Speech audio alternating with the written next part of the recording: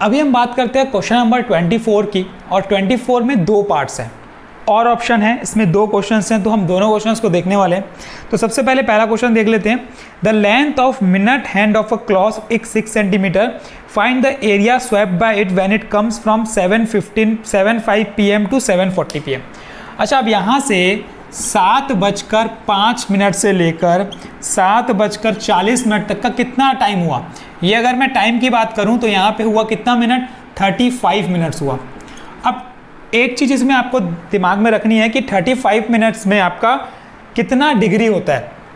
तो इसके लिए मैं आपको बता देता हूँ कि अगर मैं पूरा 60 डिग्री 1 आवर की बात करता हूँ, 1 आवर की अगर मैं बात करता हूँ तो 1 घंटे में पूरा 1 आवर में कितना हो जाएगा, ये हो जाएगा हमारा 360 डिग्री।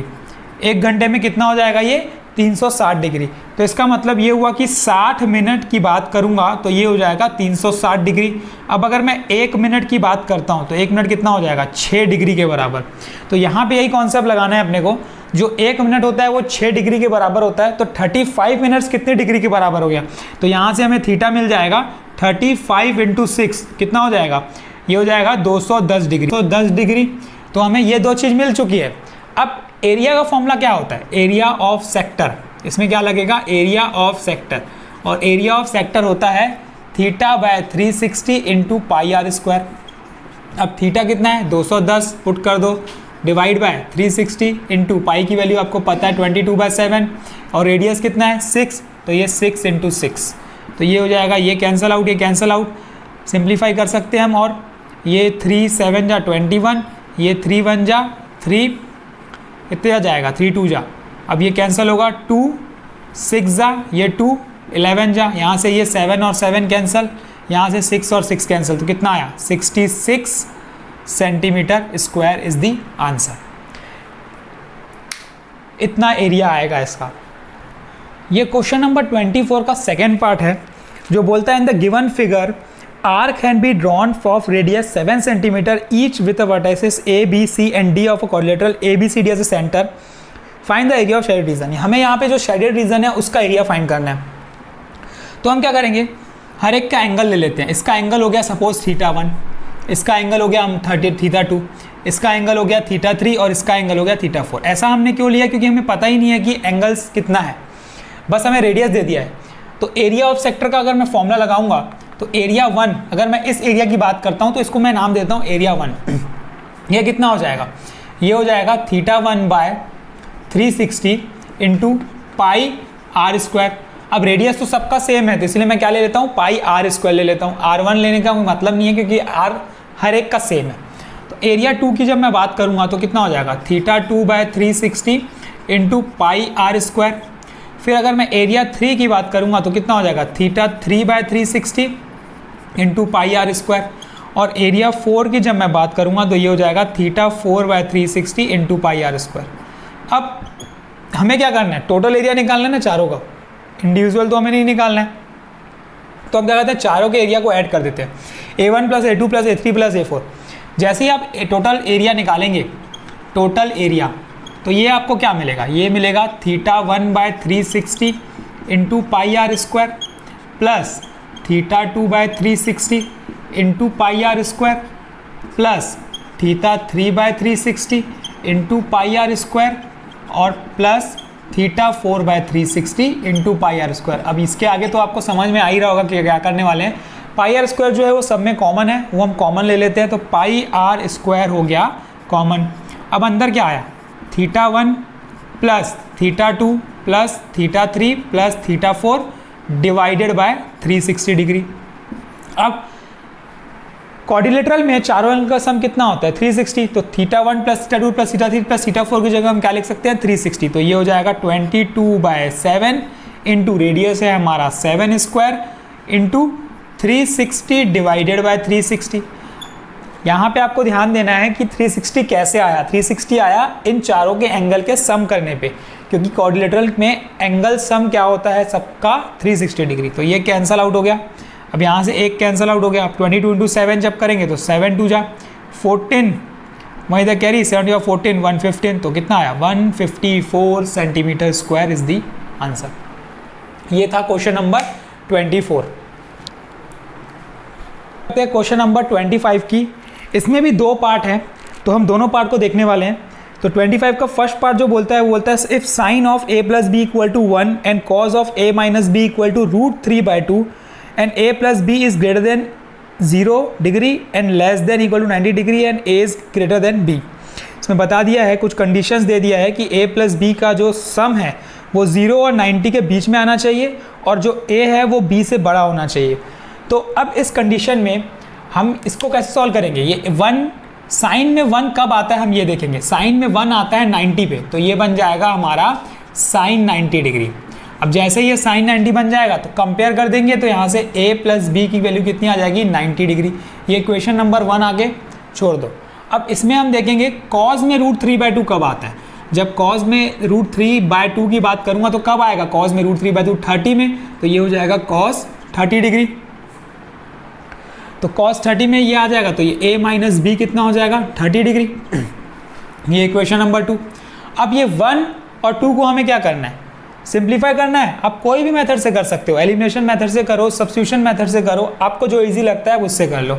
तो हम एलिमिनेशन मेथड से करते हैं। a plus b equal to 90 और ये हो जाएगा a minus b equal to 30 degree. अब यहाँ पे क्या दिख रहा है? ये b पॉजिटिव और नेगेटिव कैंसिल आउट हो जाएगा। अब a प्लस a की वैल्यू कितनी हो जाएगी? 2a हो जाएगी और 90 प्लस 30 की वैल्यू कितनी हो जाएगी? 120 हो जाएगी। अब a अगर फाइंड करना है तो 2 आ जाएगा इसके डिवाइड में, तो ये 120 डिवाइड बाई 2 कितना आ गया? 60 डिग्री। तो a की वैल्यू हमारी क्या आ गई? 60। अब किसी में भी पुट कर दो, चाहे 1 में चाहे 2 में, आपको जिसमें ईजी लगे आप सब्स्टिट्यूट कर दो। तो सपोज मैं 2 में पुट करता हूँ तो ये कितना हो जाएगा? 60 minus b equals to 30 degree. तो ये हो जाएगा b is equals to 60 minus 30। b को मैं इधर ले गया, पॉजिटिव हो गया, और 30 को मैं इधर ले गया, नेगेटिव हो गया। तो ये b की वैल्यू कितनी आ गई? 30 डिग्री। अब कंडीशन चेक कर लो आप, a कितना है? 60 डिग्री है और b कितना है? 90 डिग्री है। दोनों का सम 90 आ रहा है, हाँ आ रहा है। और दूसरा a जो है वो b से बड़ा होना चाहिए, वो भी दिख रहा है। तो हमारा ये क्या आ गया? आंसर एक। चलिए हम 25 का जो सेकेंड पार्ट है उसको सॉल्व करते हैं। Find the acute angle theta when cos theta minus sine theta divided by cos theta plus sine theta equals to 1 minus √3 divided by 1 plus √3। इसमें हमें थीटा की वैल्यू फाइंड करनी है। इस क्वेश्चन को आप 2-3 मेथड से सॉल्व कर सकते हो। इसके 2-3 मेथड से सॉल्व करने के, तो मैं आपको एक मेथड बता देता हूँ और किस तरीके से सॉल्व करते हैं। सबसे पहले देखते हैं हम पहला मेथड। इसमें हम क्या कर सकते हैं, इस क्वेश्चन में एक मेथड में हम क्या कर सकते हैं, इसको tan के फॉर्म में बना सकते हैं। tan के फॉर्म में जैसे ही बनाएंगे तो क्या करेंगे? Divide by cos theta numerator and denominator. तो मैं बताता हूँ, divide cos theta at numerator and denominator. जैसे आप cos थीटा से डिवाइड करोगे तो cos बाय cos क्या बन जाएगा? 1, और sin बाय cos क्या बन जाएगा?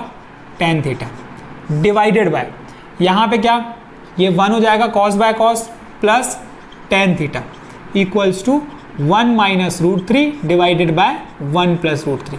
अब यहाँ पे क्या करना है, हमें कंपेयर करना है। कंपेयर कैसे करोगे? यहाँ 1 माइनस tan थीटा या 1 माइनस √3 है। इसका मतलब ऑन कंपेयरिंग ये हमें पता चल गया है कि जो tan थीटा है वही हमारा √3 है, और tan में √3 कब आता है? 60 डिग्री पे। तो ये tan theta equals to tan 60 degree. अब यहाँ से कंपेयर करोगे एंगल का, तो एंगल कितना आ जाएगा? Theta equal to 60 degree. तो ये था एक मेथड जिससे मैं थीटा की वैल्यू आ गई 60 डिग्री। अब मैं एक और मेथड आपको बता देता हूँ किस तरीके से सॉल्व कर सकते हैं। एक मेथड आप लगा सकते हैं इसमें, componendo dividendo method. Componendo dividendo क्या होता है? कंपोनेंडो डिविडेंडो में क्या करते हैं, एक बार हम अगर ये a by b equals to x by y है, तो कंपोनेंडो डिविडेंडो में क्या करते हैं, बाय सी एंड डी हम क्या करते हैं, एक बार a प्लस बी करते हैं और एक बार हम a माइनस बी करते हैं। यहाँ पे x प्लस वाई हो जाएगा, यहाँ पे x माइनस वाई हो जाएगा। यह है कंपोनेंडो डिविडेंडो रूल। अब ये रूल भी अप्लाई करके आप इसको सॉल्व कर सकते हो। कैसे? आप देखिए, ये हो जाएगा हमारा, सपोज पूरा का पूरा a हो गया, तो मैं इसको लिख सकता हूँ cos theta minus sine theta plus cos theta plus sine theta divided bye similarly cos theta minus sine theta, यहाँ हो जाएगा minus cos theta minus sine theta. यहाँ पे क्या हो जाएगा, ब्रैकेट के बाहर माइनस है तो अंदर चेंज हो जाएगा। सिमिलरली यहाँ पे कर देंगे तो ये 1 minus √3 equals to 1 minus root three plus 1 plus root three divided by 1 minus root three minus 1 minus root three. अब क्या क्या कैंसिल आउट होगा, यहाँ से क्या कैंसिल आउट होगा, साइन कैंसिल, यहाँ से क्या कैंसिल होगा, कॉस कैंसिल। तो ये क्या बन गया, cos plus cos 2 cos theta divided bye 2 sine theta. दोनों नेगेटिव आ गया तो ये कैंसिल आउट हो जाएगा। यहाँ पे क्या आ जाएगा, यहाँ पे आ जाएगा हमारा 1 प्लस 1 कितना हो जाएगा, ये 2 हो जाएगा डिवाइडेड बाय ये 1 1 कैंसिल, यहाँ पे आ जाएगा माइनस 2 बाय रूट थ्री।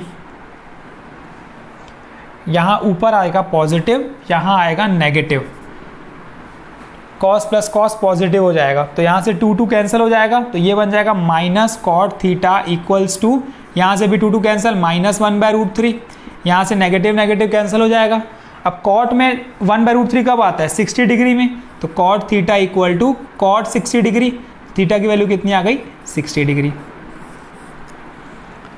ये दूसरा मेथड हो गया। अब आपको जिस मेथड से बनाना है, जिस मेथड से आपको इजी लगता है उस मेथड से बनाइए। ये मेथड वैसे बहुत इजी है, आपको इससे बनाना है तो आप इससे भी बना सकते हैं। ये था क्वेश्चन नंबर